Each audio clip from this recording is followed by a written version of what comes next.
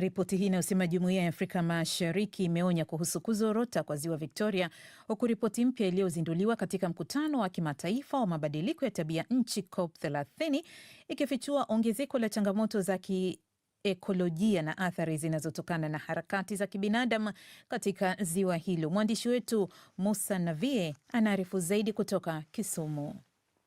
Ripoti hii maarufu hali ya bonde la ziwa Victoria mwaka 2025 imetoa tathmini ya kina kuhusu ekolojia, uongozi, uchumi na jamii, huku ongezeko la idadi ya watu, uchafu na maji taka ya viwandani, kemikali zinazotokana na kilimo, uchafu unaokolea chini ya ziwa vikichangia kushusha ubora wa viwango vya maji ziwani Victoria, hili likichangia kupungua viwango vya oksijeni na viumbe hai, hasa samaki wanaotegemewa na mamilioni. Ripoti hii iliyoandaliwa na Kamisheni ya Bonde la Ziwa Victoria LVBC kwa usaidizi wa shirika la Ujerumani la GIZ pia inaeleza kuhusu mabadiliko ya tabia nchi yanavyochangia uhaba wa chakula, hatari dhidi ya afya ya umma na kuyumba kwa uchumi katika ukanda huo. Naibu Katibu Mkuu wa Miundombinu, Uzalishaji na Sekta ya Kijamii na Siasa wa EAC, Andrea Arik, alisema ripoti hii ya kisayansi inatoa mwito muhimu kwa hatua za dharura kulinda ziwa Victoria.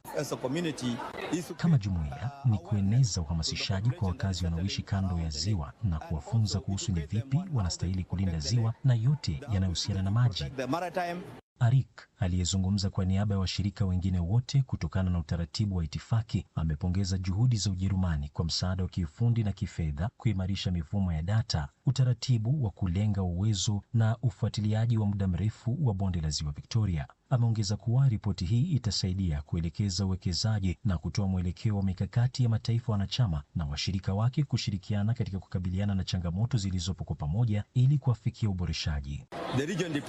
Ukanda huu unategemea ziwa Victoria katika hali mbalimbali kupitia maji, kilimo, uchukuzi au samaki. Hivyo masuala kuhusu ziwa Victoria huishia kuwa na umuhimu mkubwa katika jumuiya hii na serikali, na kuna nia njema ya kisiasa miongoni mwa washirika wote ambao wapo katika himaya ya ziwa hili.